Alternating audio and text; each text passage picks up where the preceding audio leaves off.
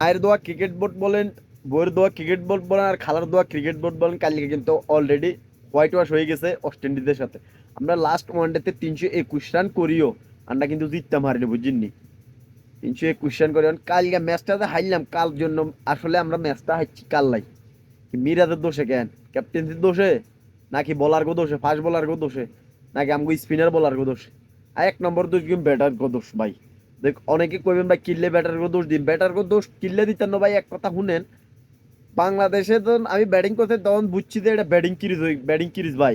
বাংলাদেশের মতো দলে যদি ব্যাটসম্যানরা লর্ডরা যদি রান করিয়ে লইতে পারে, তার মানে এটা ব্যাটিং কিরিজ। তার মানে বাংলাদেশ যদি অলরেডি গেলে 350 করতো, ম্যাচ কিন্তু কাইলে হাইতো।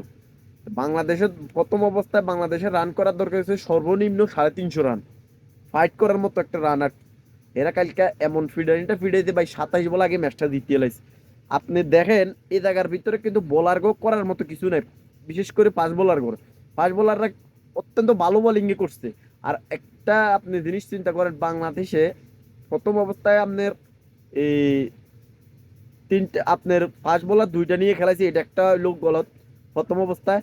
আর দ্বিতীয় অবস্থায় আমাদের স্পিনাররা এত হারে মার খাইছে ভাই, মানে এক একজনের তো হাফ সেঞ্চুরি করিয়ে লেছে ভাই, এটা তো একবারে ইয়ার মতো।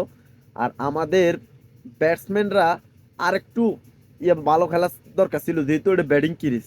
আপনি দেখেন একটু ছোট মাঠের ভিতরে যদি 321 রানের মতো একটা সেফ রান যদি না হয়, তার মনে করেন আপনি ওই ধরনের পিচে কত রান করার দরকার ছিল। আর আমাদের মিরাজ সাহেব কইতে আছে বালফাকনা, মিরাজ সাহেব কইতে আছে কি, এই 321 রান করার পরেও আমরা চিন্তা করি যাতে ম্যাচটা হারমু।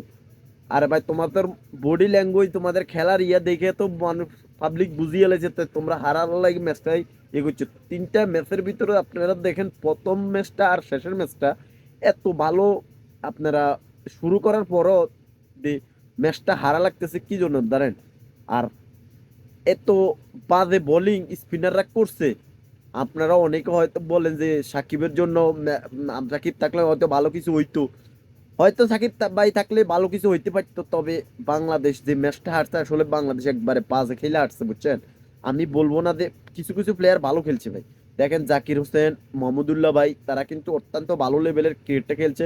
তারপরে মেহেদী হাসান মিরাজ, ক্যাপ্টেন্সিও তার মোটামুটি ভালোই আছে, খারাপ না। কিন্তু আমাদের যে খেলার ভিতর মতো একটা মন মানসিকতা, আর মনে হয় যে মন মানসিকতাটা বাংলাদেশের ভিতরে নাই।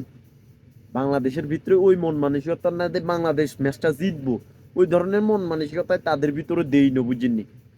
যে একটা বডি ল্যাঙ্গ বাংলাদেশ পুরা বেদম ধরনের ফিটানটা ফিটাইছে। এক জাঙ্গের কাছে ম্যাচটা হারিয়ে গেছে বাংলাদেশ, বুঝছেন। এক জাঙ্গিয়া সে কিন্তু ফিটে আর কালকে অভিষেক ম্যাচে সে সেঞ্চুরি, অভিষেক ম্যাচ ভাই।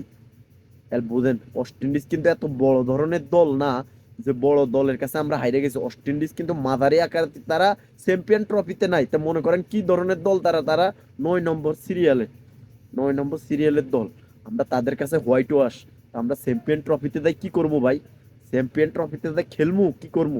আসলে আমাদের বাংলাদেশের অবস্থা দেখেন, বাংলাদেশের মানে কি জন্য যে কিনলে প্লেয়ার কে কিনলে বাদ দে আর কিনলে ডাকিয়ে না, আমি এটাই ভাই বুঝতে আর পাই না, বুঝছেন।